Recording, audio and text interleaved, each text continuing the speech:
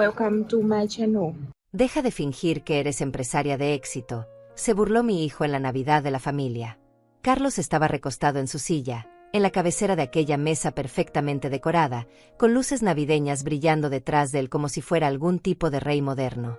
Tenía esa sonrisa torcida, esa que siempre usaba cuando quería humillar a alguien y hacerlo parecer una broma inofensiva. Tu puesto de dulces no es un emprendimiento real, agregó, alzando su copa de vino hacia mí como si brindara por mi fracaso. Es lindo que te mantengas ocupada vendiendo caramelos, mamá, pero por favor, no finjas ser algo que no eres. No delante de gente que realmente sabe de negocios. Luisa, mi nuera, estalló en carcajadas. Esa risa aguda, falsa, que siempre me había parecido insoportable. Se llevó la mano a la boca en un gesto exagerado, como si intentara contener la risa pero no pudiera. Diego y Catalina, mis sobrinos, intercambiaron miradas cómplices desde el otro lado de la mesa. Luego ellos también comenzaron a reír. Primero fueron sonrisitas discretas, luego risas abiertas que llenaron el comedor de aquella mansión enorme. Mi hermana Julieta agachó la cabeza, pero vi perfectamente cómo sus hombros temblaban. También ella se estaba riendo. Todos. Toda mi familia se estaba burlando de mí en la cena de Navidad, como si mis 68 años de vida no valieran nada. Como si todo lo que había construido, todo lo que había hecho, fuera una farsa ridícula. Sentí como la humillación me subía por el pecho como fuego líquido. Mis manos temblaban ligeramente sobre mi regazo, escondidas debajo del mantel para que nadie las viera. Pero mantuve la compostura. Respiré hondo, conté mentalmente hasta 5, y finalmente alcé la vista para mirar directamente a Carlos. Asentí tranquilamente. Sin problemas, dije en voz baja, tan baja que casi se perdió entre las risas que todavía resonaban en la habitación. Carlos parpadeó, como si esperara otra reacción. Como si esperara que me pusiera a llorar, que me defendiera, que montara un escándalo. Pero no hice nada de eso. Solo asentí, coloqué mis manos cuidadosamente sobre la mesa, y mantuve mi expresión neutral. Tranquila. Serena. Las risas comenzaron a apagarse lentamente. Luisa me miró con esa expresión de superioridad que siempre llevaba, como si acabara de ganar algo. Diego y Catalina volvieron a sus platos, perdiendo interés ahora que el show había terminado. Julieta finalmente levantó la cabeza, evitando mi mirada. Solo yo sabía lo que acababa de pasar realmente en ese momento. Solo yo sabía que algo dentro de mí se había roto de forma definitiva. Pero no lo demostré. No di señales. Porque después de 68 años en este mundo, había aprendido que las batallas más importantes no se pelean con gritos ni con lágrimas. Se pelean en silencio, con estrategia, con inteligencia. Y lo que Carlos, Luisa y el resto de mi familia no sabían era que yo tenía un secreto. Un secreto que había guardado celosamente durante años. Un secreto que estaba a punto de cambiar todo. Pero para que entiendan la magnitud de lo que pasó esa noche, necesito llevarlos un poco atrás. Necesito que vean cómo llegamos hasta ese momento. Porque esta humillación no fue un evento aislado. Fue la gota que derramó el vaso. Fue el punto final de una historia larga de desprecios, de gestos pequeños, de palabras envenenadas disfrazadas de preocupación familiar. Todo comenzó años atrás, cuando Carlos abrió su primer restaurante. Yo todavía recuerdo ese día. Llegué a la inauguración con un ramo de flores que había comprado con mis propios ahorros. Flores caras, de esas que venden en las floristerías elegantes del centro. Quería que mi hijo supiera que estaba orgullosa de él, que lo apoyaba. Pero cuando llegué al local, nadie me recibió. La entrada estaba llena de gente importante, inversionistas con trajes caros, empresarios de la zona, periodistas locales. Yo me quedé parada en la puerta con mis flores, esperando que alguien me notara. Pasaron 5 minutos. 10 minutos. Finalmente, una de las meseras se acercó y me preguntó si tenía reservación. Reservación. En la inauguración del restaurante de mi propio hijo. Le expliqué quién era. Ella me miró con esa expresión de duda, como si no me creyera, y fue a buscar a Carlos. Cuando mi hijo apareció, venía con Luisa del brazo. Ambos vestidos como si fueran a una gala de Hollywood. Carlos me miró de arriba abajo, vio mis flores, y forzó una sonrisa. Mamá, no sabía que vendrías tan temprano. Esto es solo para socios e inversionistas importantes. La familia viene más tarde, para la cena informal. Inversionistas importantes. Esas palabras se me clavaron como agujas. Pero sonreí, asentí, y le entregué las flores. Él las tomó sin mirarlas realmente y se las pasó a Luisa, quien las sostuvo con 2 dedos como si fueran algo sucio.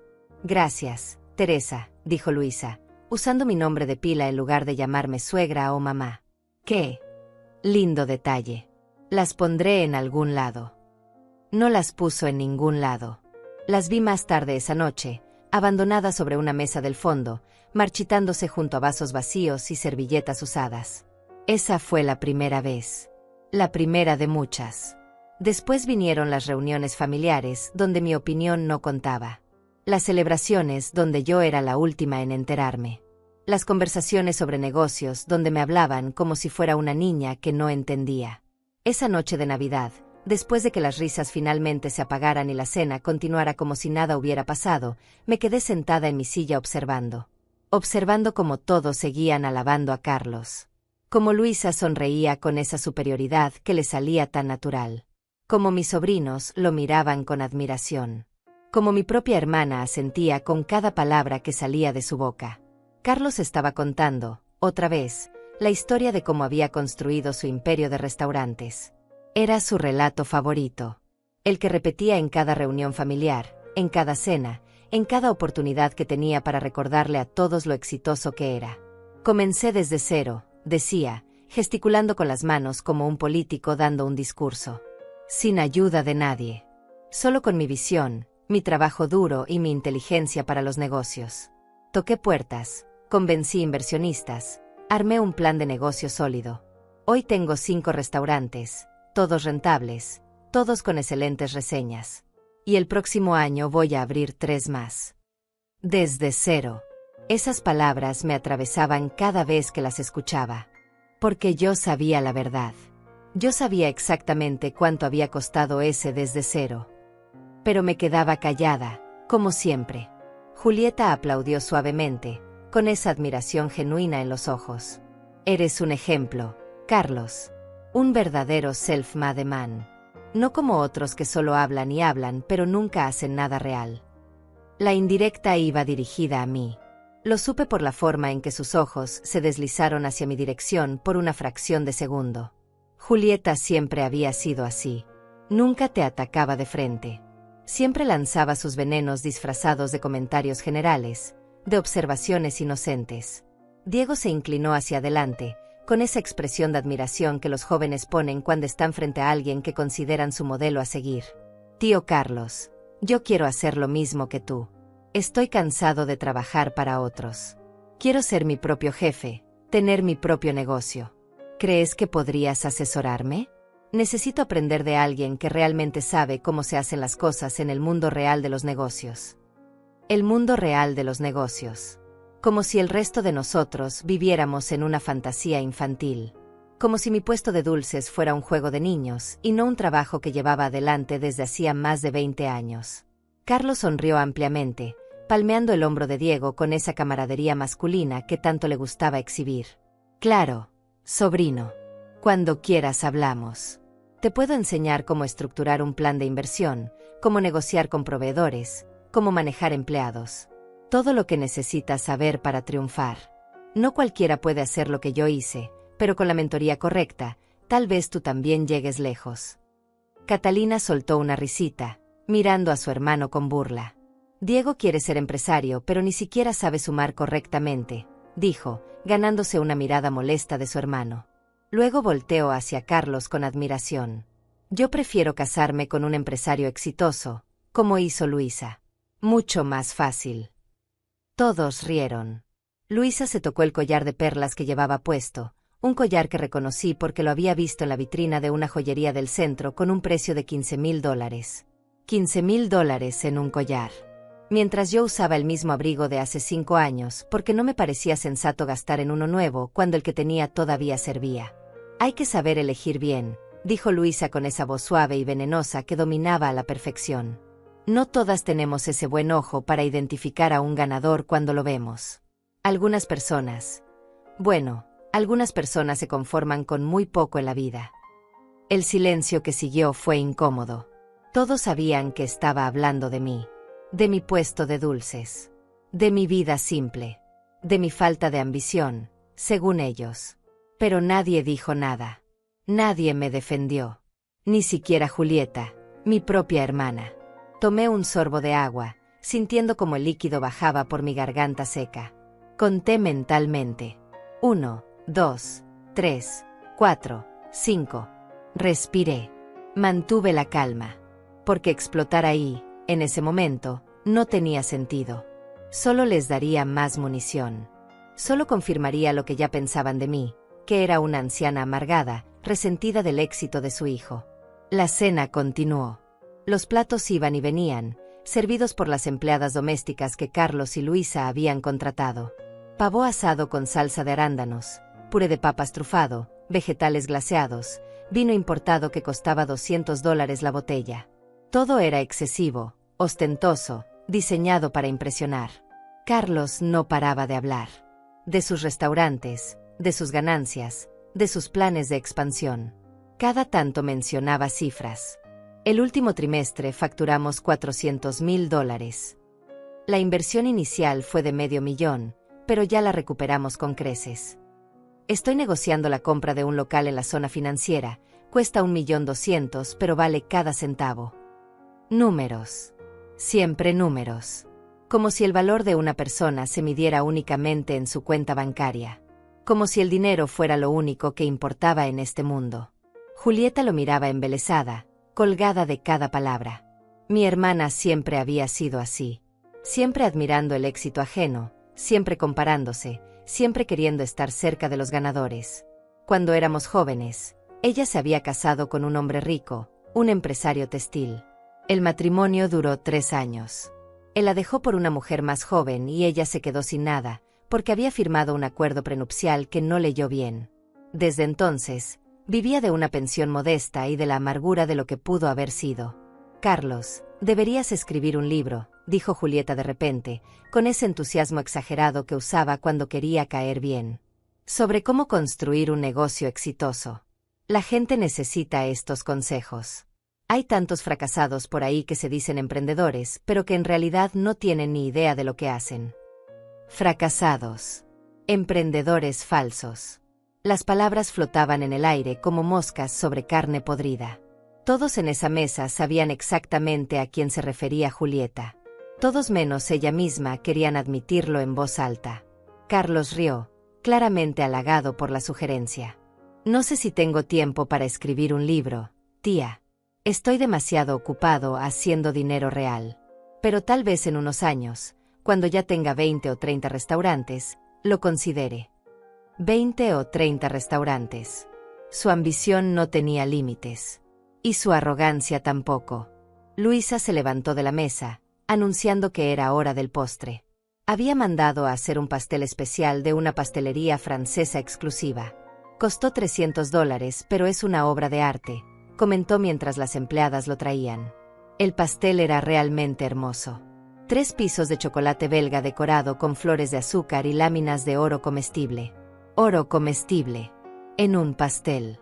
Cuando me sirvieron mi porción, la miré en silencio. Era más grande que cualquier cosa que yo vendiera en mi puesto de dulces. Más elaborada. Más cara. Más impresionante. Tomé un bocado. Sabía bien. Pero no sabía $300 mejor que un pastel normal. Solo sabía a exceso. A desperdicio. A demostración de poder. Mientras comíamos, Catalina empezó a hablar de sus planes para el año nuevo.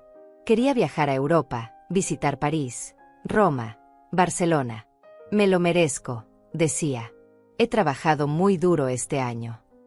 Trabajado muy duro en su puesto de asistente administrativa que le habían conseguido sus padres y donde ganaba un salario modesto. Pero el viaje lo pagarían ellos, por supuesto. Porque Catalina se lo merecía. Diego habló de su idea de negocio. Quería abrir una cervecería artesanal. Está de moda, explicaba. Todos los jóvenes quieren cerveza artesanal. Es un mercado en crecimiento. No tenía plan de negocios. No tenía experiencia. No tenía ahorros. Pero tenía confianza. Y esperaba que Carlos lo ayudara con los contactos y, probablemente, con el dinero inicial. Todos tenían sueños. Todos tenían planes. Todos creían que el éxito les llegaría fácilmente, como si fuera un derecho de nacimiento. Y todos miraban a Carlos como el ejemplo. La conversación continuó fluyendo alrededor de la mesa mientras yo permanecía en silencio, observando cada gesto, cada mirada, cada palabra cuidadosamente seleccionada para recordarme mi lugar en esta familia. Mi lugar en el fondo. Mi lugar como la pariente pobre, la que no entendía de negocios reales, la que vendía dulces en una esquina mientras los demás construían imperios. Después del postre, Carlos sugirió que pasáramos a la sala de estar para tomar café y licores. Todos se levantaron con entusiasmo, como si fuera una invitación a entrar en un club exclusivo. Yo me levanté más despacio, sintiendo el peso de mis 68 años en las rodillas, en la espalda, en cada músculo cansado de mantener la compostura durante horas. La sala de estar era aún más impresionante que el comedor. Paredes decoradas con arte contemporáneo que probablemente costaban más que una casa pequeña. Sofás de cuero italiano que se hundían como nubes cuando te sentabas. Una chimenea de mármol con fuego real crepitando, aunque la casa tenía calefacción central perfectamente funcional. Todo era para mostrar. Todo era para impresionar. Todo gritaba: «Miren cuánto dinero tengo». Me senté en un sillón individual del rincón, lejos del grupo principal que se acomodó en los sofás grandes frente a la chimenea. Nadie notó mi ausencia del círculo. O si la notaron, no les importó. Las empleadas trajeron el café en una vajilla de porcelana china que reconocí de las tiendas de lujo del centro. Cada taza probablemente costaba más que lo que yo ganaba en una semana. Carlos sirvió licores de una colección que tenía en un mueble especial con puertas de cristal. Coñac francés, whisky escocés de 30 años, licores artesanales de Italia. Iba nombrando cada botella con el mismo orgullo con el que un coleccionista de arte habla de sus pinturas. Los precios flotaban en el aire. Este coñac cuesta $500 la botella. Este whisky es de una edición limitada, vale 800. Números, siempre números. Julieta aceptó una copa de vino dulce y se acomodó en el sofá junto a Luisa, como si fueran viejas amigas. Mi hermana siempre había tenido esa habilidad de adaptarse, de pegarse a quien tuviera poder en el momento. Cuando éramos niñas, se pegaba a las chicas populares en la escuela. De adulta, se pegaba a quien tuviera dinero o influencia. «Luisa, esta casa es un sueño», dijo Julieta, mirando alrededor con admiración genuina. «Cada vez que vengo me sorprendo más. Tienen tan buen gusto. Y pensar que hace solo 5 años esto era apenas un terreno vacío». Luisa sonrió con esa modestia falsa que había perfeccionado. «Bueno, Carlos y yo trabajamos muy de cerca con el arquitecto. Queríamos algo elegante pero acogedor. Una casa que reflejara nuestro estilo de vida, nuestros valores. No nos interesaba la ostentación vacía. Nos interesaba la calidad real». «Calidad real», lo dijo mientras estaba sentada en un sofá de $30,000, bebiendo vino de $100 la botella, en una casa que había costado $2 millones construir. Pero no era ostentación. Era calidad real. Por supuesto. Diego se sirvió un whisky, tratando de lucir sofisticado, aunque era evidente que no le gustaba el sabor por la forma en que arrugó la nariz al tomar el primer sorbo. Pero lo bebió de todas formas, porque eso era lo que hacían los hombres de negocios exitosos. Bebían whisky caro y hablaban de inversiones.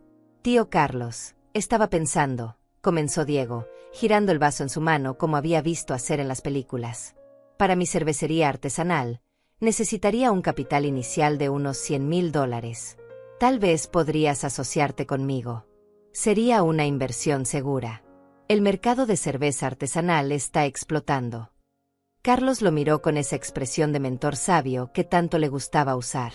«Diego, $100,000 no es poco dinero. Y el mercado de cerveza artesanal está saturado. Hay cientos de nuevas cervecerías cada año, y el 90% fracasa en los primeros 2 años. Necesitarías algo que te diferencie. Una propuesta de valor única. Y experiencia en el rubro. ¿Tienes experiencia en producción de cerveza?» Diego se encogió ligeramente, su confianza desinflándose como un globo con un agujero. «Bueno, no experiencia profesional. Pero he hecho cerveza casera algunas veces. Y he investigado mucho en Internet. Hay tutoriales, cursos online. Carlos rió, pero no era una risa amable. Era una risa condescendiente, la risa de alguien que mira desde arriba a alguien que considera ingenuo. Sobrino, hacer cerveza en tu cocina no es lo mismo que dirigir una cervecería. Hay regulaciones, permisos sanitarios, cadenas de suministro, distribución, marketing. Es complejo. No es para cualquiera. Diego asintió, avergonzado, y tomó otro sorbo de su whisky para ocultar su incomodidad. Catalina le lanzó una mirada de "te lo dije" desde su lugar en el otro sofá. Luisa cambió de tema con la suavidad de alguien acostumbrada a controlar conversaciones. Julieta, ¿y tú qué planes tienes para el año nuevo? ¿Algún viaje interesante? Mi hermana se acomodó en su asiento, claramente complacida de que le preguntaran. Bueno, nada tan glamoroso como los viajes de ustedes. Tal vez una semana en la playa si mis finanzas lo permiten. Ya sabes cómo es. Con la pensión que recibo apenas alcanza para vivir cómodamente. No todos tenemos la fortuna de casarnos con un empresario exitoso. La indirecta estaba ahí otra vez. Esa constante comparación. Esa necesidad de recordar quién estaba arriba y quién estaba abajo en la jerarquía familiar. Y yo estaba en el fondo. Muy en el fondo. Carlos se levantó para servirse más coñac, y al pasar junto a una repisa, tomó una fotografía enmarcada. Era de la inauguración de su tercer restaurante. Él estaba en el centro, con un traje impecable, cortando una cinta roja mientras los invitados aplaudían alrededor. Este fue uno de los mejores días de mi vida, dijo, mostrando la foto a todos. El día que abrí, Sabor Mediterráneo. Fue un riesgo enorme. Invertí $200,000 de mi propio dinero en ese local. Pero confié en mi visión. Y miren ahora, es uno de los restaurantes más rentables de la ciudad. Genera $50,000 de ganancia mensual. $50,000 al mes. La cifra flotó en el aire como un pájaro dorado. Todos lo miraron con admiración renovada. $50,000 era más de lo que muchas personas ganaban en un año entero. Y él lo generaba cada mes. Solo con uno de sus 5 restaurantes. Julieta suspiró audiblemente. Eres increíble, Carlos. Realmente increíble. Ojalá todos tuviéramos tu talento para los negocios.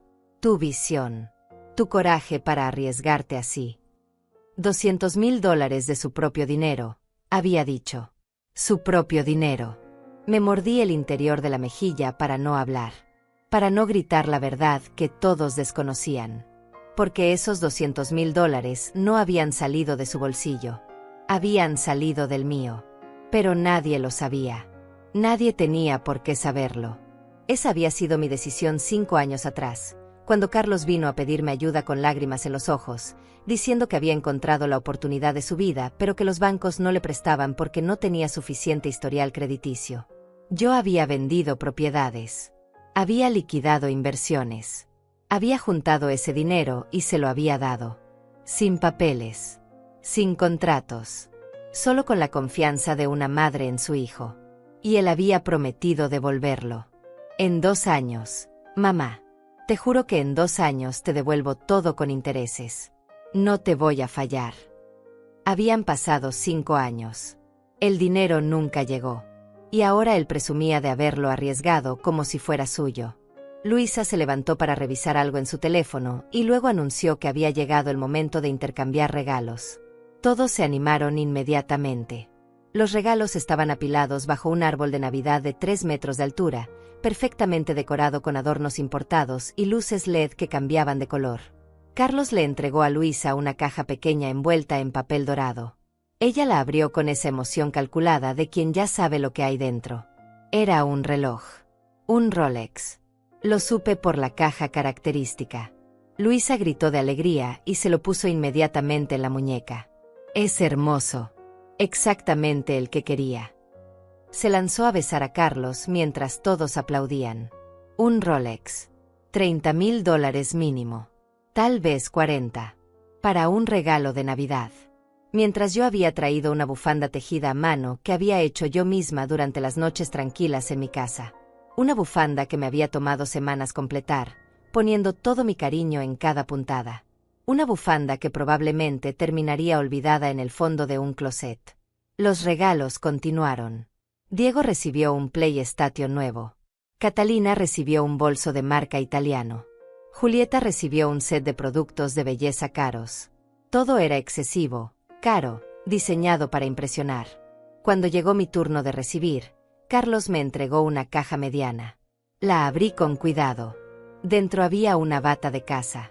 Una bata simple, del tipo que venden en tiendas departamentales en ofertas. Nada especial. Nada personal. El tipo de regalo que compras cuando no sabes qué darle a alguien y no te importa lo suficiente como para pensar en algo significativo. Para que estés cómoda en casa, mamá, dijo Carlos con una sonrisa que no llegó a sus ojos. Sé que pasas mucho tiempo en casa ahora que ya no trabajas tanto. Ya no trabajas tanto. Como si mi puesto de dulces fuera un pasatiempo ocasional y no un negocio que atendía 6 días a la semana, 8 horas al día. Gracias, dije, doblando la bata de vuelta en su caja.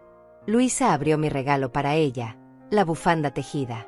La sostuvo por un momento, la miró sin mucha expresión, y luego la dejó a un lado. ¿Qué? Artesanal. Gracias, Teresa. Artesanal. La palabra sonó como un insulto en su boca.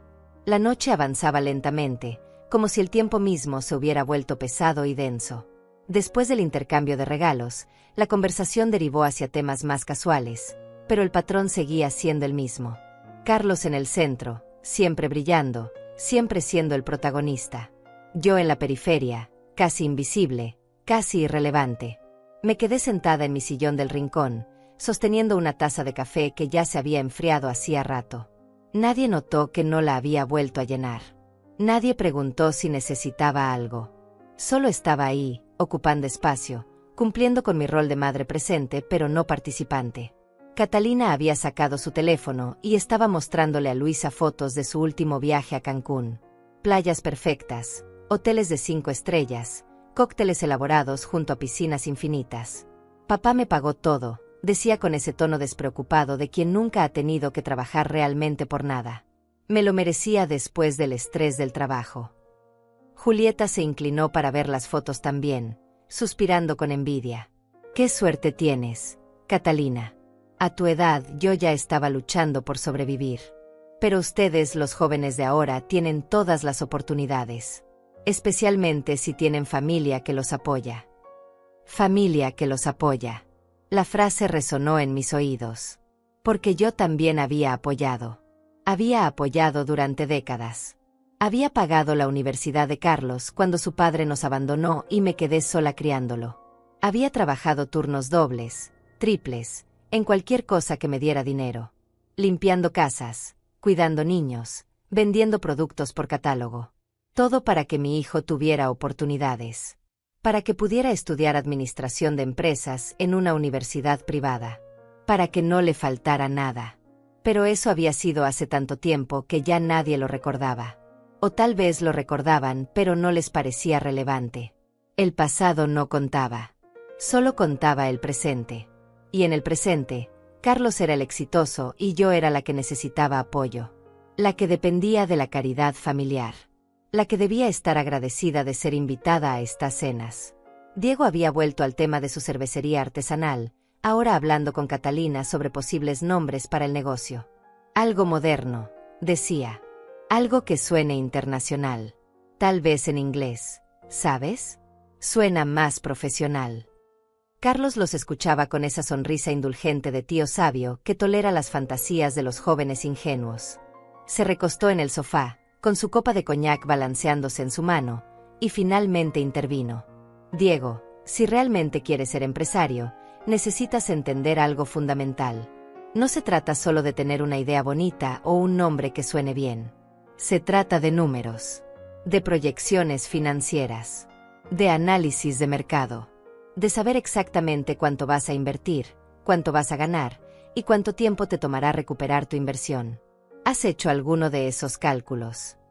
Diego se encogió visiblemente, su entusiasmo desinflándose otra vez. Bueno, tengo algunas ideas generales. Pensaba que podríamos sentarnos y tú me ayudarías con esa parte. Tienes experiencia. ¿Sabes cómo funciona todo esto? Carlos negó con la cabeza, como un maestro decepcionado con un estudiante que no ha hecho su tarea.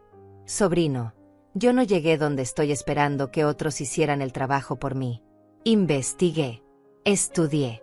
Pasé noches enteras analizando números, leyendo sobre la industria, aprendiendo de mis competidores. Si quieres mi consejo, primero haz tu tarea. Trae un plan de negocios real, con números reales, y entonces hablamos. Pero no esperes que yo haga tu trabajo. El silencio que siguió fue incómodo. Diego asintió, avergonzado, y Catalina cambió rápidamente de tema preguntándole a Luisa sobre su reloj nuevo. La conversación fluyó de vuelta a territorio seguro, lejos de los sueños fracasados y las lecciones duras. Julieta aprovechó el momento para levantarse y caminar hacia donde estaban exhibidas algunas fotografías familiares en repisas elegantes.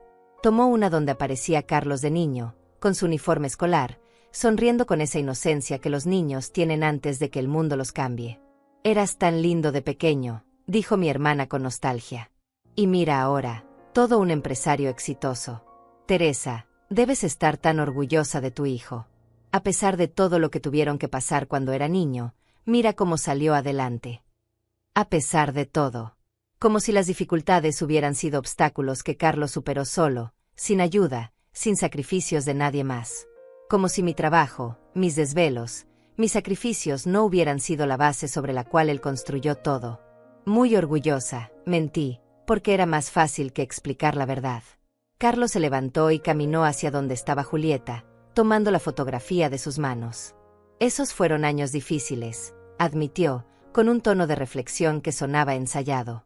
«Después de que papá nos dejó, mamá tuvo que trabajar mucho. Vivíamos en un departamento pequeño, no teníamos mucho. Pero yo me prometí a mí mismo que algún día cambiaría eso. Que trabajaría duro y construiría algo grande. Y lo logré. Sin tomar atajos, sin esperar que las cosas me cayeran del cielo. Solo con esfuerzo y dedicación. Sin tomar atajos. Las palabras me quemaron como ácido. Porque el atajo más grande que había tomado había sido pedirme $200,000 y nunca devolverlos. Pero él no lo veía así. Para él, ese dinero había sido su merecido. Su derecho como hijo. Una inversión que yo debía hacer sin esperar retorno. Luisa se acercó a Carlos y le rodeó la cintura con el brazo, apoyando su cabeza en su hombro en un gesto de pareja perfecta. «Por eso te amo», dijo con voz melosa. «Por tu integridad. Por tu ética de trabajo. Por ser un hombre que no le debe nada a nadie, que construyó todo con sus propias manos. No le debe nada a nadie». La frase flotó en el aire como una bofetada. Todos asintieron, todos murmuraron su acuerdo. Todos menos yo, que apreté los labios y miré hacia otro lado, hacia la ventana donde las luces navideñas del jardín parpadeaban en la oscuridad. La conversación continuó sin mí. Hablaron de política, de economía, de los últimos escándalos de celebridades. Yo dejé de prestar atención. Mi mente estaba en otro lugar. En un lugar oscuro donde había estado gestándose algo durante años. Algo que esta noche, con esa última humillación sobre mi puesto de dulces, finalmente había cristalizado en una decisión. Porque lo que ninguno de ellos sabía, lo que ninguno de ellos sospechaba, era que yo no era quien ellos creían que era. No era la viejecita pobre con su puesto de dulces. No era la madre fracasada que debía estar agradecida por las migajas de atención que le daban. No era la pariente que dependía de la generosidad familiar para sobrevivir. Yo era Teresa Rivas. Y tenía secretos que cambiarían todo. Mi puesto de dulces era real. Existía. Lo atendía 3 días a la semana en una esquina concurrida del centro. Vendía caramelos artesanales que yo misma hacía, chocolates importados, galletas de diseño. Era un negocio pequeño pero estable. Generaba suficiente para mis gastos básicos. Pero no era mi única fuente de ingresos. Ni siquiera era mi fuente principal. Lo que nadie sabía era que yo había heredado de mi padre. Una herencia sustancial que llegó hace 15 años, después de que él muriera y se resolvieran todos los asuntos legales de su patrimonio. Mi padre había sido un hombre discreto, un inversor silencioso en varias empresas. Nunca ostentó su riqueza. Nunca presumió. Vivió en una casa modesta, manejó autos sencillos, se vistió con ropa simple. Pero cuando murió, resultó que tenía millones. Varios millones. Yo heredé una parte considerable. Y seguí su ejemplo. No cambié mi estilo de vida. No compré mansiones ni autos de lujo. No empecé a vestirme con ropa de diseñador ni a viajar por el mundo. Invertí ese dinero.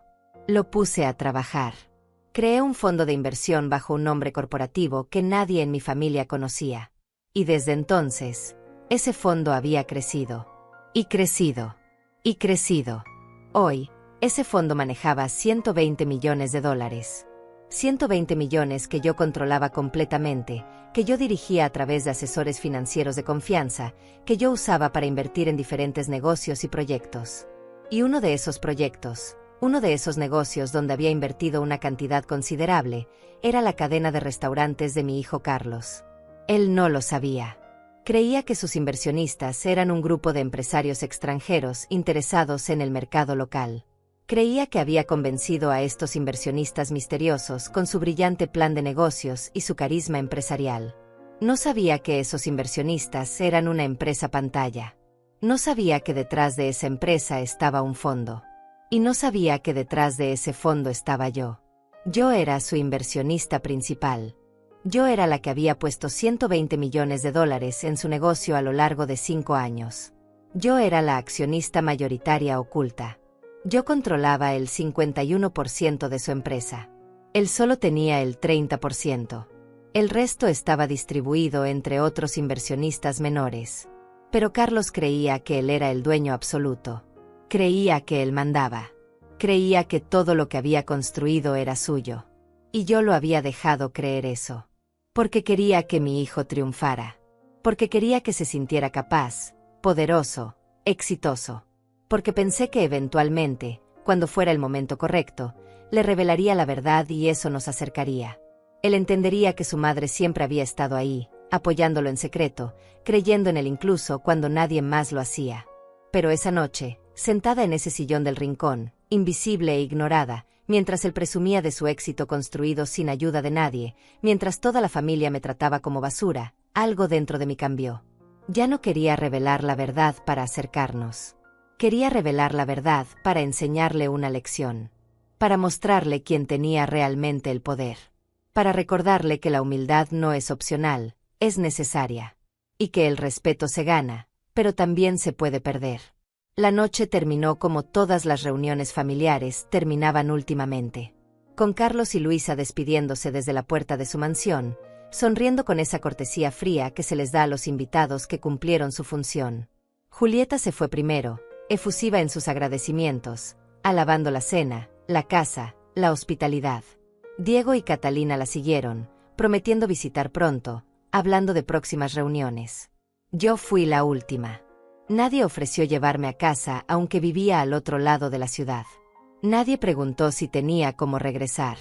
Simplemente asumieron que me las arreglaría, como siempre. Llamé un taxi desde mi teléfono celular viejo, ese que Carlos se había burlado más de una vez por no ser un smartphone de última generación. Gracias por venir, mamá, dijo Carlos en la puerta, sin besarme, sin abrazarme. Solo un golpecito en el hombro, como se le da a un conocido lejano. Fue bueno tenerte aquí. Fue bueno tenerte aquí. Como si mi presencia hubiera sido un favor que ellos me hicieron al invitarme. Como si yo debiera estar agradecida por haber sido incluida en la cena familiar de Navidad. Feliz Navidad, respondí, con una calma que sorprendió incluso a mí misma. El viaje en taxi fue largo y silencioso. El conductor no intentó hacer conversación y yo se lo agradecí internamente. Necesitaba ese silencio. Necesitaba ese espacio para que mis pensamientos se ordenaran, para que la decisión que había tomado durante la cena se solidificara completamente en mi mente. Llegué a mi casa pasada la medianoche. Era una casa pequeña, de 2 habitaciones, en un barrio tranquilo de clase media. Nada lujoso, nada impresionante. Pero era mía. Pagada completamente. Sin deudas. Y dentro de sus paredes modestas guardaba los secretos que nadie en mi familia conocía. Entré, cerré la puerta con llave, y me quedé parada en el recibidor durante un largo momento. La casa estaba oscura y silenciosa. No había luces navideñas. No había decoraciones elaboradas. Solo la quietud de un espacio que me pertenecía completamente. Me quité el abrigo, los zapatos, y caminé hacia mi habitación. Pero no me fui a dormir. No podía dormir. La adrenalina corría por mis venas como electricidad. Tenía 68 años, pero en ese momento me sentía más despierta, más alerta, más viva que en décadas. Me senté frente a mi escritorio y encendí mi computadora. Era una computadora moderna, rápida, con 2 pantallas grandes. Nada que ver con la imagen de anciana tecnológicamente incompetente que mi familia tenía de mí. Abrí mi correo electrónico. Tenía cientos de mensajes sin leer, la mayoría relacionados con mis inversiones, con el fondo, con los negocios que manejaba en silencio. Busqué el contacto de Richard Morrison, mi asesor financiero principal. Richard era un hombre de 50 años, brillante, discreto, leal. Llevaba manejando mi fondo durante 10 años y nunca, ni una sola vez, había revelado mi identidad a nadie. Para el mundo de los negocios, yo era simplemente la beneficiaria, una inversionista anónima que prefería operar tras corporaciones pantalla. Miré el reloj. Era la 1 de la mañana. Demasiado tarde para llamar, pero no demasiado tarde para escribir. Abrí un nuevo correo electrónico y comencé a escribir. Mis dedos se movían sobre el teclado con una certeza que no había sentido en años. Richard, necesito que mañana a primera hora inicies el proceso de retiro completo de nuestra inversión en Grupo Gastronómico Deluxe. Quiero que se liquiden todos los activos.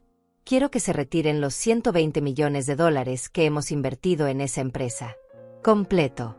Sin dejar un solo dólar. Me detuve, releí lo que había escrito. $120 millones. Era una cantidad enorme. Una cantidad que sostenía toda la estructura de los restaurantes de Carlos. Sin ese dinero, su imperio se derrumbaría como un castillo de naipes. Los edificios estaban hipotecados con esos fondos. Los equipos, comprados con esos fondos. Las nóminas, pagadas con las ganancias que esos fondos habían permitido generar. Mis dedos temblaron ligeramente sobre el teclado. Esta era una decisión definitiva. Una decisión que no tenía vuelta atrás. Una decisión que cambiaría todo. No solo para Carlos.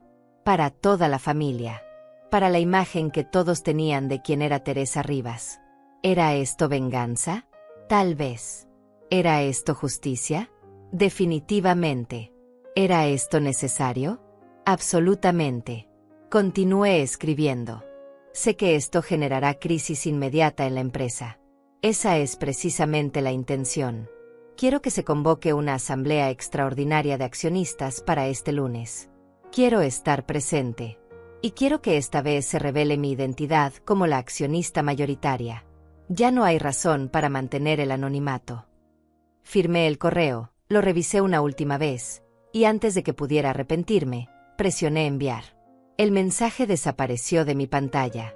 Ya estaba hecho. Ya no había vuelta atrás. Me recosté en la silla, sintiendo como la tensión abandonaba mis hombros. Una parte de mí esperaba sentir culpa, remordimiento, duda. Pero no sentí nada de eso. Solo sentí una claridad cristalina. Una sensación de que finalmente, después de años de tragarme el orgullo, de aceptar humillaciones, de ser invisible, estaba tomando control de mi propia narrativa. El resto de la noche no dormí. Me quedé despierta, mirando el techo de mi habitación, pensando en todo lo que vendría. Richard respondería mañana temprano. El proceso legal tomaría algunas horas, tal vez un día completo. Para el lunes, todo estaría en movimiento. Carlos recibiría la notificación. Se convocaría la asamblea. Y entonces, frente a todos los accionistas, frente a los abogados, frente a quien fuera necesario, se revelaría la verdad. Su madre, la vendedora de dulces, la mujer a la que había humillado públicamente, era la dueña real de su imperio. El amanecer llegó lento. Vi cómo la luz del sol comenzaba a filtrarse por las cortinas de mi habitación, pintando las paredes de tonos naranjas y dorados. Me levanté, me duché, me vestí con ropa cómoda. No era un día para pretensiones. Era un día para ser exactamente quien era. Desayuné despacio, saboreando cada bocado de pan tostado, cada sorbo de café. Toda mi vida había sido un ejercicio de paciencia, de esperar el momento correcto, de medir mis palabras, mis acciones, mis reacciones. Pero hoy, Todo eso terminaría. Hoy comenzaría algo nuevo. A las 8 de la mañana, mi teléfono sonó. Era Richard. Teresa, recibí tu correo. Necesito confirmar que realmente quieres hacer esto. 120 millones es toda nuestra posición en esa empresa. El retiro causará un colapso financiero inmediato. Ellos no tienen liquidez para cubrir esa salida.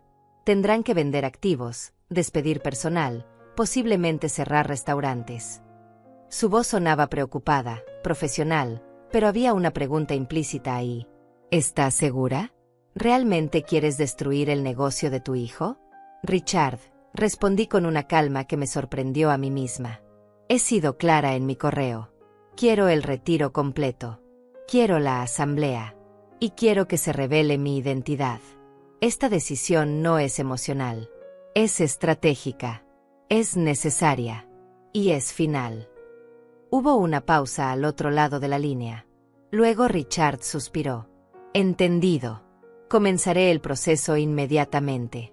La notificación legal llegará a Grupo Gastronómico Deluxe antes del mediodía. La asamblea se convocará para mañana lunes a las 10 de la mañana. ¿Estarás presente? Estaré presente, confirmé. Teresa, dijo Richard, ahora con un tono más personal. En todos los años que llevo trabajando contigo, nunca te había visto tomar una decisión así. ¿Puedo preguntar qué pasó? Me quedé en silencio por un momento, mirando por la ventana de mi cocina hacia el pequeño jardín trasero donde cultivaba algunas plantas. Lo que pasó, Richard, es que finalmente entendí que el respeto no se mendiga. Se exige. Y si no te lo dan voluntariamente, tienes que recordarles por qué deberían dártelo. Entiendo, respondió él. Entonces procedemos. Procedemos, confirmé, y colgué. El resto del sábado fue extrañamente tranquilo. Fui a mi puesto de dulces, como hacía todos los sábados. Abrí a las 9 de la mañana, acomodé la mercancía, atendí a los clientes habituales. La señora que compraba chocolates para sus nietos. El joven que siempre pedía caramelos de menta. La pareja de ancianos que venía juntos cada semana por galletas de mantequilla. Nadie ahí sabía quién era yo realmente. Nadie sabía que la mujer que les vendía dulces con una sonrisa amable manejaba 120 millones de dólares. Y eso me gustaba. Esa era mi elección. Vivir con humildad no porque fuera pobre, sino porque el dinero no definía mi valor como persona. Pero Carlos no había aprendido esa lección. Para él, el dinero era todo. El éxito material era todo. Y estaba a punto de aprender que el dinero que creía suyo nunca le había pertenecido realmente. Cerré el puesto a las 5 de la tarde. Regresé a casa. Preparé una cena simple. Y esperé. Porque sabía que mañana, domingo, Carlos recibiría la notificación. Y el lunes, todo explotaría. El domingo amaneció frío y gris. Me desperté temprano, como siempre, pero esta vez con una sensación diferente en el pecho. Anticipación. Nerviosismo. Y algo más profundo. Algo que no había sentido en años. Poder. Preparé mi café despacio, saboreando cada momento de esta calma antes de la tormenta. Sabía que en algún momento de la mañana, Carlos recibiría la notificación legal. Sabía que su mundo perfecto, construido sobre mentiras y arrogancia, comenzaría a desmoronarse. Y yo estaría aquí, en mi casa modesta, esperando. No tuve que esperar mucho. A las 11 de la mañana, mi teléfono comenzó a sonar. Era Carlos.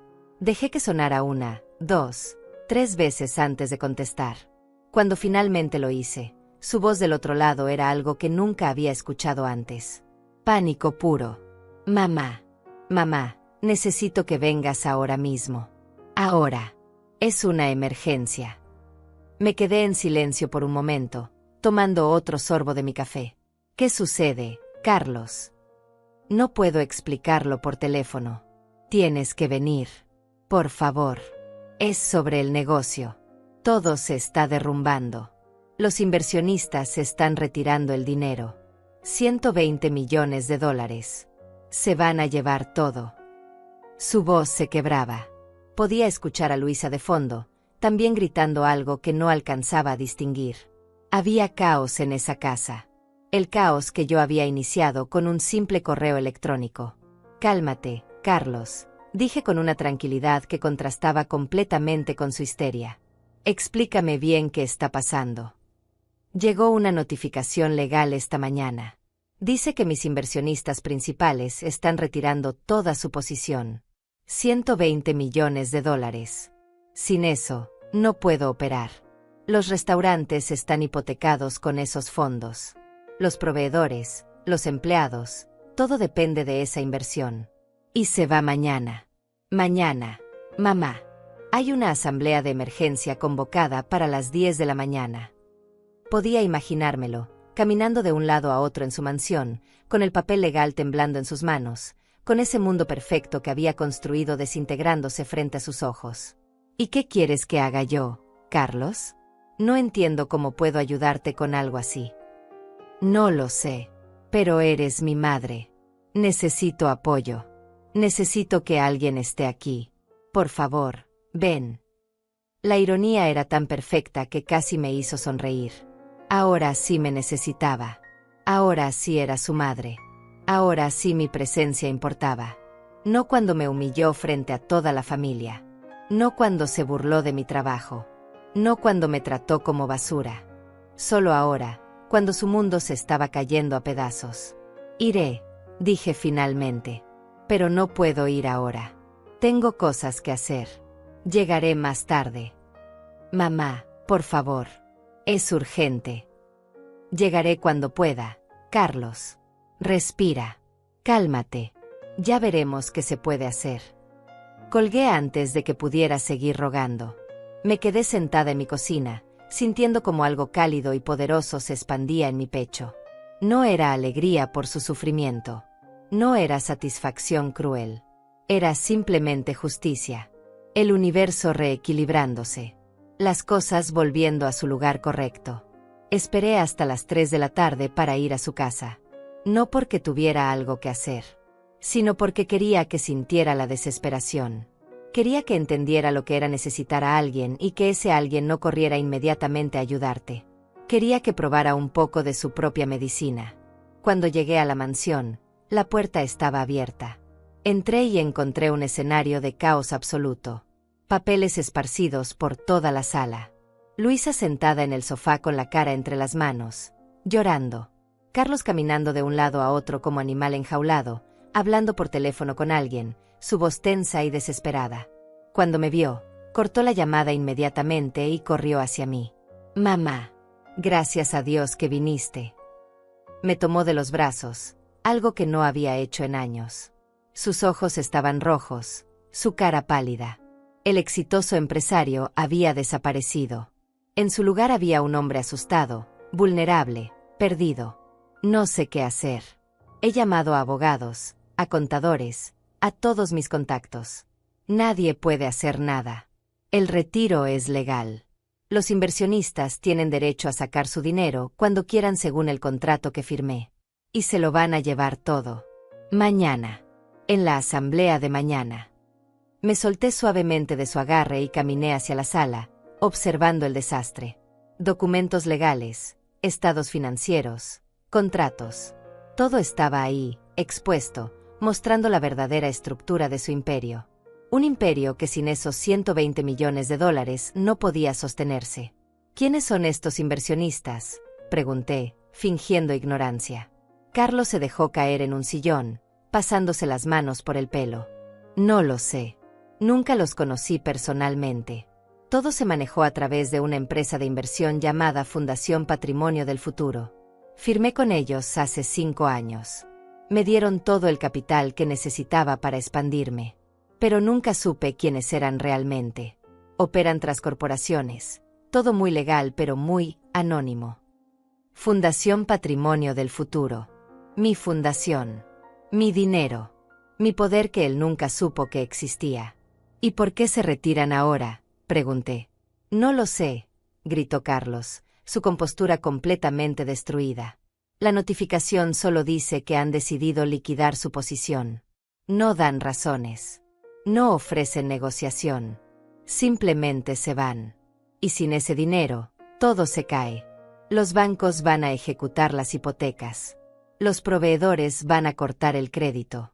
Voy a tener que cerrar restaurantes, despedir gente, tal vez perderlo todo. Luisa levantó la cabeza, su maquillaje corrido por las lágrimas. Teresa, tienes que ayudarnos. Por favor. Sé que tienes algunos ahorros. Sé que no es mucho, pero cualquier cosa ayudaría. Tal vez puedas pedir un préstamo, hipotecar tu casa. Algo. Carlos es tu hijo. No puedes dejarlo caer así. La audacia de esa mujer. Incluso en crisis, incluso desesperada, todavía me hablaba con ese tono condescendiente. Todavía asumía que yo era pobre, que lo poco que tuviera debía dárselo a ellos, que mi función en esta familia era sacrificarme eternamente. ¿Cuánto dinero necesitan?, pregunté, manteniendo mi voz neutral. Carlos se incorporó con un destello de esperanza en los ojos. Necesitaría al menos 50 millones para estabilizar la situación inmediatamente. Con eso podría negociar con los bancos, pagar deudas urgentes, mantener los restaurantes operando mientras busco nuevos inversionistas. Sé que no tienes eso, mamá. Pero si pudieras conseguir aunque sea 100.000, 200.000, algo, me ayudaría a demostrarle a los bancos que tengo respaldo familiar, que hay gente que cree en mí. 50 millones. Quería que yo, su pobre madre vendedora de dulces, buscara la forma de conseguir 50 millones de dólares para salvarlo. O al menos 200.000. El doble de lo que él me debía desde hacía 5 años y que nunca devolvió. Me senté en el sillón frente a él, crucé las manos sobre mi regazo, y lo miré directamente a los ojos. Carlos, antes de hablar de dinero, necesito preguntarte algo. Y quiero que seas honesto. Completamente honesto. Él asintió desesperadamente. Lo que sea, mamá. Lo que sea. ¿Recuerdas cuando abriste tu tercer restaurante? ¿Recuerdas que viniste a pedirme ayuda porque los bancos no te prestaban? ¿Recuerdas que te di $200.000 de mis ahorros? Carlos parpadeó, confundido por el cambio de tema. Sí, lo recuerdo. ¿Por qué? ¿Y recuerdas que prometiste devolvérmelos en 2 años?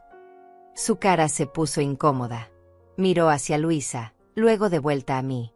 Mamá, ese dinero fue hace 5 años. Y técnicamente no fue un préstamo, fue una ayuda familiar. Pensé que lo habías dado sin esperar nada a cambio. Eres mi madre. ¿Entonces el dinero que yo te di con el sacrificio de vender propiedades no cuenta? ¿No era un préstamo real? Solo era una donación obligatoria porque soy tu madre. Bueno, no es así. Es que las cosas fueron complicadas y... ¿Y anoche? Interrumpí, mi voz subiendo ligeramente. ¿Anoche cuando me humillaste frente a toda la familia? ¿Cuándo te burlaste de mi trabajo? ¿Cuando dijiste que mi puesto de dulces no era un emprendimiento real? ¿Cuándo todos se rieron de mí y tú lideraste esas risas? Eso también fue complicado. El silencio cayó sobre la sala como una piedra pesada. Carlos abrió la boca, la cerró, volvió a abrirla. No había palabras. No había excusas. Solo la verdad desnuda de lo que había hecho. Luisa intentó intervenir. Teresa, estábamos tomando vino. Fue solo una broma. Carlos no quiso. No fue una broma, dije, cortante, mirándola directamente. Fue una humillación calculada. Fue crueldad. Fue desprecio. Y todos ustedes participaron. Me puse de pie, sintiendo como décadas de silencio, de tragarse el orgullo, de aceptar migajas, finalmente se convertían en algo más grande. En dignidad. En poder. En verdad. Carlos, durante toda tu vida te he apoyado. Trabajé 3 empleos para pagar tu universidad. Te di dinero cuando lo necesitabas. Te apoyé en silencio mientras construías tu negocio. Y nunca, ni una sola vez, pedí reconocimiento público. No necesitaba que me agradecieras frente a otros. Solo necesitaba respeto básico. Respeto como madre. Como persona. Como ser humano. Carlos se levantó del sillón, caminando hacia mí con las manos extendidas en un gesto de súplica. Mamá, tienes razón. Tienes toda la razón. Fui un idiota. Fui cruel. No debí decir esas cosas. Estaba presumiendo, tratando de impresionar a la familia, y me pasé de la raya. Lo siento. Lo siento mucho. Pero ahora necesito tu ayuda. Necesito que me perdones y me ayudes. Por favor. Lo miré fijamente. Ese hombre de 43 años que se veía 10 años mayor en este momento, con ojeras profundas, con la desesperación marcada en cada línea de su rostro. Ese hombre que había sido mi bebé, mi niño, mi razón para seguir adelante cuando su padre nos abandonó. Ese hombre que ahora me miraba como si yo fuera su única salvación. Y tal vez lo era. Pero no de la forma que él imaginaba. ¿Sabes qué es lo más triste de todo esto, Carlos? Dije, mi voz tranquila pero firme. No es que me hayas humillado. No es que hayas olvidado todo lo que hice por ti. Es que construiste tu vida entera sobre una mentira. Te convenciste de que todo lo que tienes lo conseguiste solo. Que eres un self-made man. Que no le debes nada a nadie. Y esa mentira se convirtió en tu identidad. No es una mentira, mamá. Trabajé duro. Muy duro. Tú lo sabes. Trabajaste duro con el dinero de otros. Con mi dinero. Con el dinero de esos inversionistas misteriosos que nunca conociste. Pero te apropiaste del mérito completo. Y en el proceso, te convertiste en alguien que desprecia a los que considera inferiores. Te convertiste en tu padre. Esas últimas palabras lo golpearon como una bofetada. Carlos retrocedió físicamente, su cara palideciendo aún más. No digas eso. Yo no soy como él. Él nos abandonó. Yo nunca te abandonaría. ¿No? Entonces, ¿qué fue lo de anoche? ¿Qué fue eso de burlarte de mí frente a todos? ¿De tratarme como si no valiera nada? Eso también es abandono, Carlos. Abandono emocional. Abandono del respeto. Abandono de todo lo que una relación entre madre e hijo debería ser. Luisa se levantó del sofá, secándose las lágrimas con rabia. Ya basta, Teresa. Entendemos que estés molesta. Carlos ya se disculpó. Pero esto no se trata de tus sentimientos heridos. Se trata de que el negocio de tu hijo está a punto de colapsar. Se trata de que vamos a perder todo. ¿Vas a ayudarnos o no? ¿O vas a quedarte ahí dando sermones mientras todo se derrumba? La miré con una calma que la hizo retroceder un paso. Esa mujer que siempre me había tratado como basura. Esa mujer que se paseaba con su Rolex de $40,000 y sus vestidos de diseñador. Esa mujer que nunca supo de dónde venía realmente el dinero que pagaba su estilo de vida lujoso. Luisa, hay algo que necesitas entender. Yo no estoy aquí para dar sermones. Estoy aquí para dar respuestas. Respuestas que tal vez no quieran escuchar, pero que necesitan. ¿Qué respuestas?, preguntó Carlos, confundido. Me acerqué a la mesa donde estaban todos los documentos esparcidos. Tomé uno de los papeles. Era la notificación legal de retiro de inversión. Leí en voz alta. Fundación Patrimonio del Futuro notifica oficialmente su intención de liquidar completamente su posición accionaria en Grupo Gastronómico Deluxe, equivalente al 51% de la empresa, con un valor de $120 millones. Dejé el papel sobre la mesa y los miré a ambos. ¿Alguna vez se preguntaron quién estaba detrás de esa fundación? ¿Quién había invertido $120 millones en tu negocio, Carlos? ¿Quién tenía tanta fe en tu visión empresarial? Carlos negó con la cabeza, su confusión creciendo. Nunca pude averiguarlo. Mis abogados intentaron investigar, pero todo era legal, todo era privado. Me dijeron que era un grupo de inversionistas extranjeros que querían mantener el anonimato. ¿Por qué? ¿Tú sabes algo? Respiré profundo. Este era el momento. El momento que había estado esperando desde ayer por la noche. El momento en que todo cambiaría para siempre. Sé todo, Carlos. Porque Fundación Patrimonio del Futuro no es un grupo de inversionistas extranjeros. Es mi fundación. Esos $120 millones son mi dinero. Y yo soy la accionista mayoritaria oculta de tu empresa. Siempre lo he sido. El silencio que siguió fue absoluto. Tan profundo que pude escuchar el tic-tac del reloj de pared en el comedor.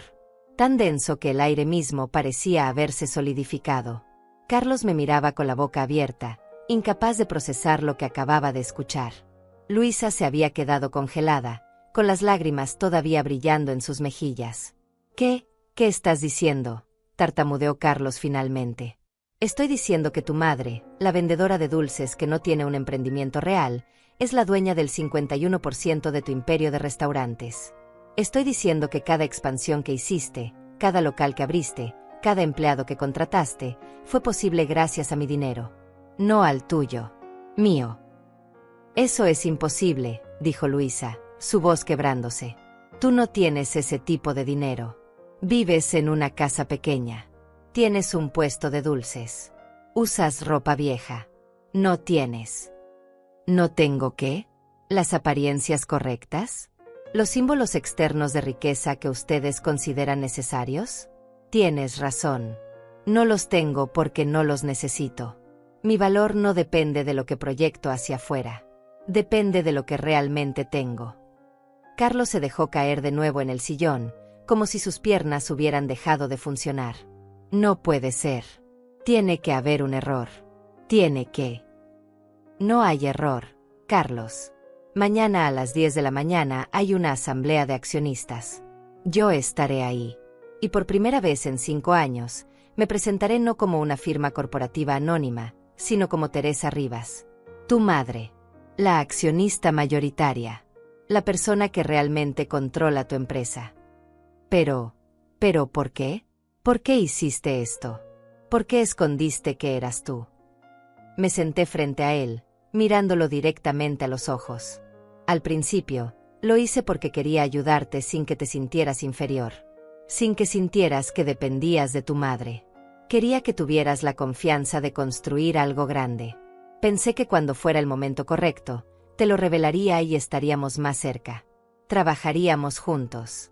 Serías mi socio, no solo mi hijo. ¿Y qué cambió?, preguntó, su voz apenas un susurro. Cambiaste tú. Te convertiste en alguien arrogante. Alguien que desprecia a los demás. Alguien que humilla a su propia madre porque cree que está por encima de ella. Y anoche, cuando te burlaste de mí frente a toda la familia, entendí que había cometido un error. No te ayudé. Te arruiné. Te di tanto poder sin responsabilidad que perdiste toda humildad, toda gratitud, todo respeto. Luisa comenzó a llorar de nuevo, pero ahora no eran lágrimas de tristeza.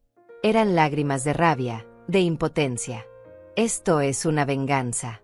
Nos estás castigando por una estúpida broma.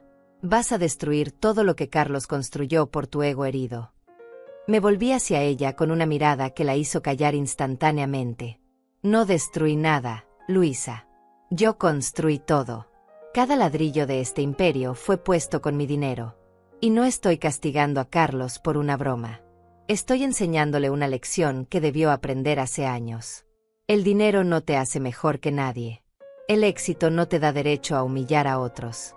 Y el respeto no es opcional, es fundamental.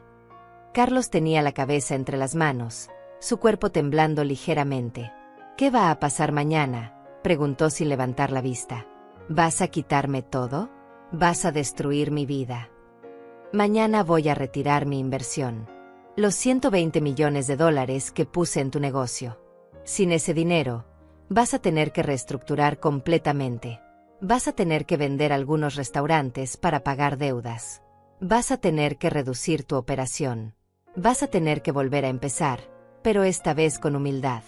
Esta vez sabiendo exactamente quién eres y que vales sin el respaldo que nunca supiste que tenías. Me vas a dejar con nada, dijo, su voz rota. No. Te voy a dejar con lo que realmente construiste tú solo. Con tu 30% de la empresa. Con tu talento real, sin la inflación artificial de mi dinero. Si realmente eres tan buen empresario como presumes, encontrarás la forma de levantarte. Pero esta vez lo harás con los pies en la tierra. Esta vez lo harás con respeto hacia los demás.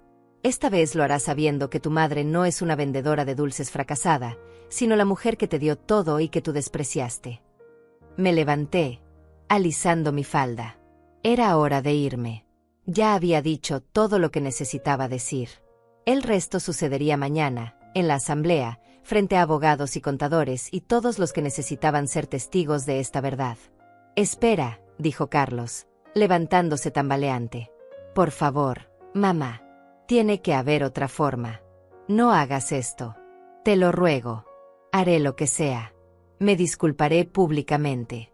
Les diré a todos la verdad sobre tu ayuda. Cambiaré. Seré mejor. Solo dame una oportunidad. Lo miré, viendo en sus ojos el miedo real, el terror de perderlo todo. Y una parte de mí, esa parte que siempre sería madre, sintió compasión. Pero la parte más fuerte, la parte que había madurado a través del dolor y la humillación, se mantuvo firme. Carlos, te he dado oportunidades durante 5 años. Cada vez que te comportabas con arrogancia, cada vez que olvidabas de dónde venías, cada vez que me tratabas como inferior, esa era una oportunidad para cambiar. Y no lo hiciste. Anoche fue la última gota. Ahora enfrentarás las consecuencias. Salí de la mansión dejando atrás los gritos desesperados de Carlos y los sollozos de Luisa. Cada paso que daba hacia mi auto se sentía más ligero, como si estuviera quitándome capas de peso que había cargado durante años. No miré atrás. No tenía que hacerlo. Lo que había dicho estaba dicho. Lo que había decidido estaba decidido. Esa noche dormí mejor que en años. Sin pesadillas. Sin dar vueltas en la cama.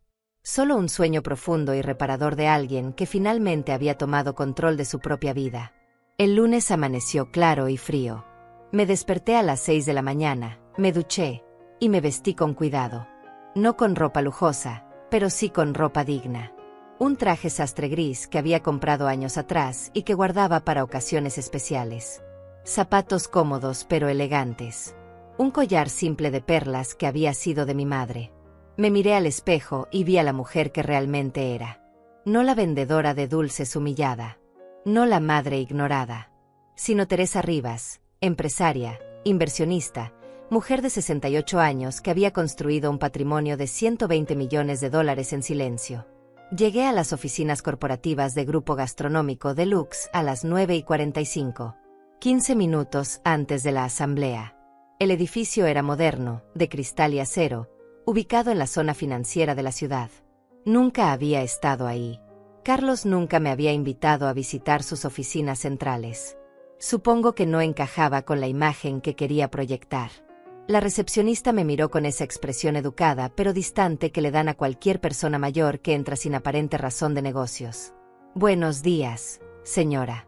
¿En qué puedo ayudarla? Vengo a la asamblea de accionistas. Sala de juntas principal. Ella revisó su computadora, frunciendo el ceño. Su nombre. Teresa Rivas. Sus dedos se detuvieron sobre el teclado. Me miró de nuevo, esta vez con sorpresa apenas disimulada. ¿Ustedes? No terminó la pregunta, pero ambas sabíamos que estaba preguntando. ¿Usted es la accionista mayoritaria misteriosa? Sí, soy yo. Me entregó un gafete de visitante con manos ligeramente temblorosas y me indicó el camino hacia los elevadores. Mientras subía al 10º piso, sentí como la adrenalina comenzaba a correr por mis venas. No era miedo. Era anticipación. Era el momento de la verdad. Las puertas del elevador se abrieron y me encontré frente a un pasillo elegante con paredes decoradas con fotografías de los restaurantes de Carlos.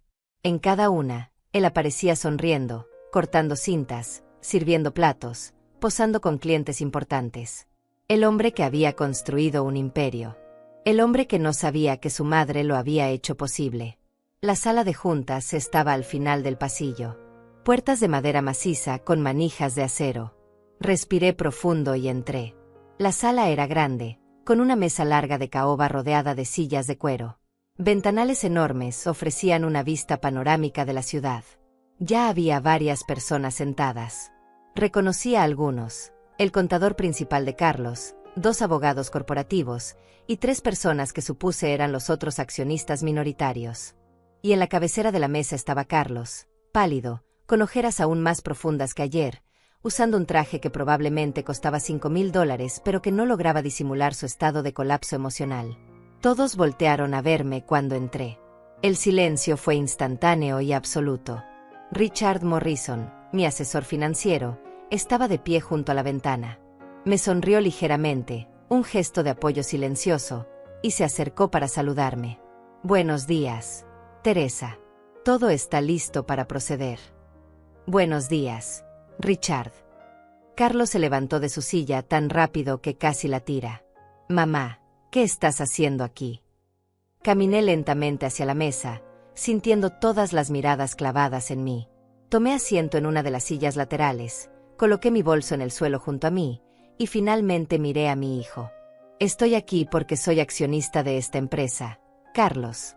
La accionista mayoritaria, para ser exactos.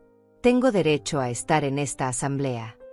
Uno de los abogados, un hombre de unos 50 años con lentes y expresión seria, se aclaró la garganta. Señora Rivas, necesito confirmar su identidad. Usted es la beneficiaria final de Fundación Patrimonio del Futuro. Así es. Y puede proporcionar documentación que lo certifique. Richard se acercó con una carpeta de cuero y la colocó frente al abogado. Aquí está toda la documentación legal. Certificados de propiedad, registros corporativos, documentos bancarios. Todo en orden y verificable. El abogado comenzó a revisar los papeles, sus ojos moviéndose rápidamente sobre cada documento. Los otros accionistas murmuraban entre ellos, claramente sorprendidos. Carlos permanecía de pie, inmóvil, como si estuviera presenciando su propia ejecución. Todo parece estar en orden, confirmó el abogado finalmente. La señora Teresa Rivas es efectivamente la propietaria del 51% de las acciones de Grupo Gastronómico Deluxe, a través de su fundación de inversión. Entonces procedamos, dije con calma. El abogado carraspeó y comenzó a leer la notificación oficial. Fundación Patrimonio del Futuro, representada por su beneficiaria Teresa Rivas, ha solicitado el retiro completo de su inversión en Grupo Gastronómico Deluxe. Esto incluye la liquidación de $120 millones en activos, correspondientes al 51% de la empresa. Según los términos del contrato de inversión firmado hace 5 años, la Fundación tiene el derecho legal de realizar este retiro con una notificación de 48 horas, periodo que ya ha transcurrido. ¿Hay alguna objeción legal a este proceso? Otro de los abogados, este más joven, se levantó. Señor presidente, dijo mirando a Carlos, necesito señalar que este retiro causará un colapso financiero inmediato. La empresa no tiene liquidez para cubrir $120 millones. Los activos están hipotecados, los flujos de caja están comprometidos con operaciones actuales. Este retiro forzará la venta de propiedades, el cierre de restaurantes y posiblemente la quiebra total de la empresa. Entiendo las consecuencias, respondí, y aún así procedo con el retiro. Carlos finalmente encontró su voz, aunque salió quebrada y desesperada. Mamá, por favor, recapacita. No solo me estás destruyendo a mí. Hay 200 empleados que dependen de estos restaurantes. Hay familias. Hay gente que no tiene nada que ver con lo que pasó entre nosotros. Vas a destruir sus vidas también. Me levanté de mi silla y caminé hacia la ventana, mirando la ciudad extendida abajo. Todas esas personas viviendo sus vidas, trabajando, luchando, sobreviviendo. Y sí, 200 de ellos trabajaban para mi hijo. 200 que perderían sus empleos si yo procedía con esto hasta el final. Esa era la parte difícil. La parte que me había quitado el sueño incluso en mi noche tranquila. Porque yo no era cruel. No quería destruir vidas inocentes. Solo quería enseñarle una lección a mi hijo. Me volví hacia Carlos. Tienes razón. Hay empleados inocentes. Hay gente que no merece sufrir por tu arrogancia. Por eso voy a hacer algo que tú nunca hiciste por mí. Voy a darte una opción. Vi cómo la esperanza brillaba en sus ojos por primera vez desde que había entrado a la sala. ¿Qué opción? Opción 1. Retiro mi inversión completa. $120 millones. Tu empresa colapsa. Vendes lo que puedas salvar. Despides a todos. Empiezas de cero, si es que puedes. Aprendes la lección de la forma más dura posible. El silencio en la sala era tan denso que podía cortarse con un cuchillo. ¿Y la opción 2? Preguntó Carlos, su voz apenas un susurro. Opción 2. Mantengo mi inversión. No retiro el dinero. Pero con condiciones. Condiciones no negociables. ¿Qué condiciones? Caminé de vuelta a la mesa y me senté, mirándolo directamente a los ojos. Primera condición, se hace pública mi identidad como accionista mayoritaria. No más anonimato. Todos en esta empresa, desde los gerentes hasta los empleados de limpieza, sabrán que Teresa Rivas es la dueña real. Segunda condición. Tú te conviertes en director operativo, no en presidente. Yo asumo la presidencia oficial de la junta directiva. Tú manejas las operaciones diarias, pero las decisiones estratégicas finales pasan por mí. Tercera condición. Devuelves los $200,000 que te presté hace 5 años, con intereses.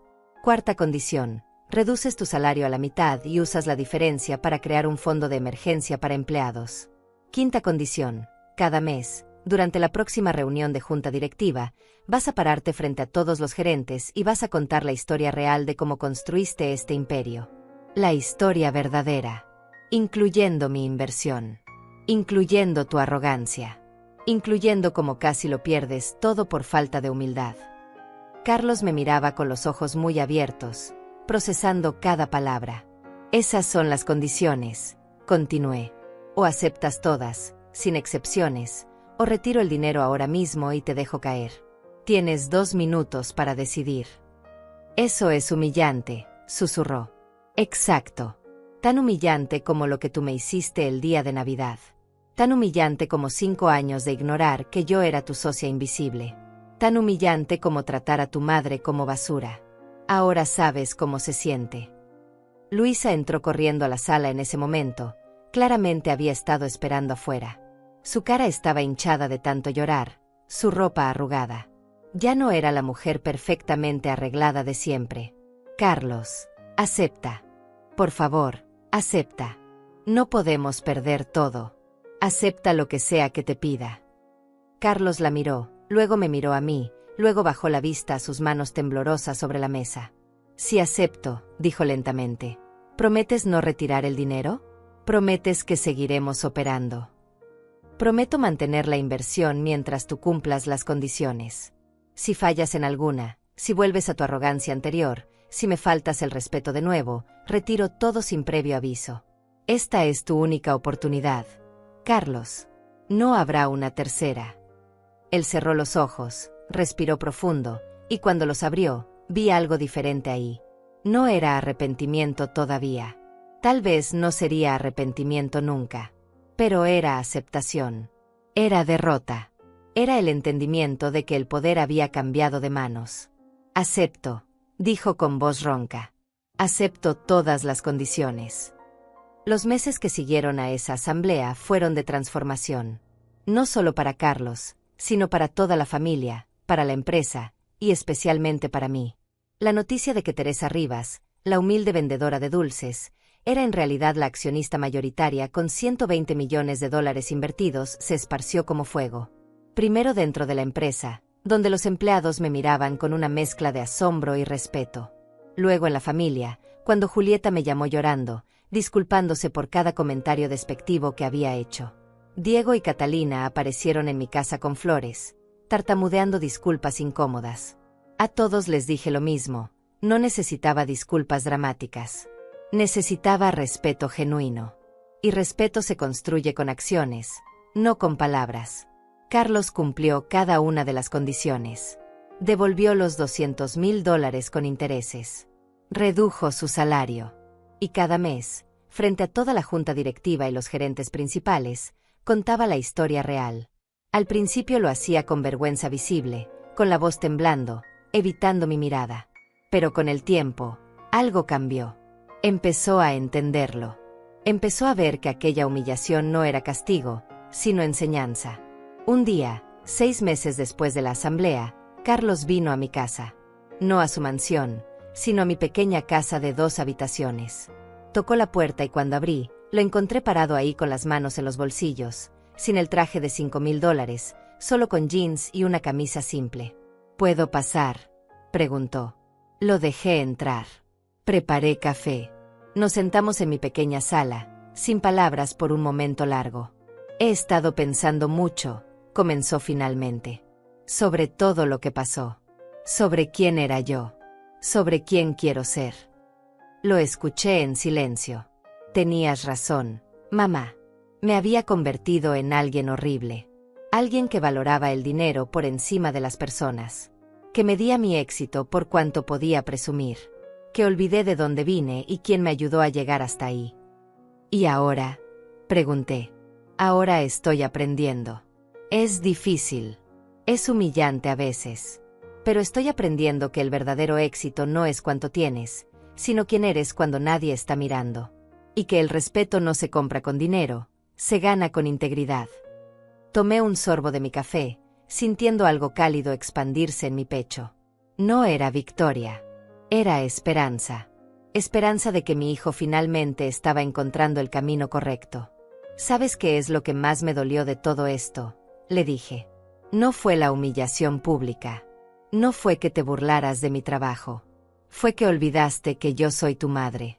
Que antes de ser inversionista, antes de ser empresaria, antes de ser cualquier cosa, soy la mujer que te dio la vida y que habría dado la suya por ti.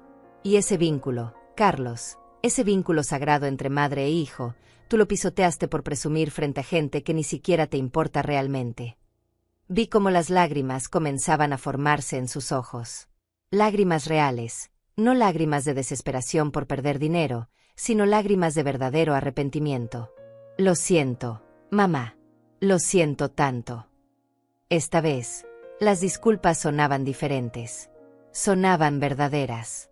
Pasó un año desde aquella Navidad. Los restaurantes de Carlos seguían operando, pero ahora con una filosofía diferente. Salarios justos para empleados. Programas de capacitación. Fondo de emergencia familiar. Y cada mes, sin falta, Carlos contaba la historia. Mi puesto de dulces seguía abierto 3 días a la semana. No porque lo necesitara financieramente, sino porque me gustaba. Me gustaba la simplicidad de ese trabajo. Me gustaba conectar con la gente. Me gustaba recordar que el dinero no define quién eres. Julieta ahora me visitaba regularmente, no para presumir o comparar, sino para conversar genuinamente.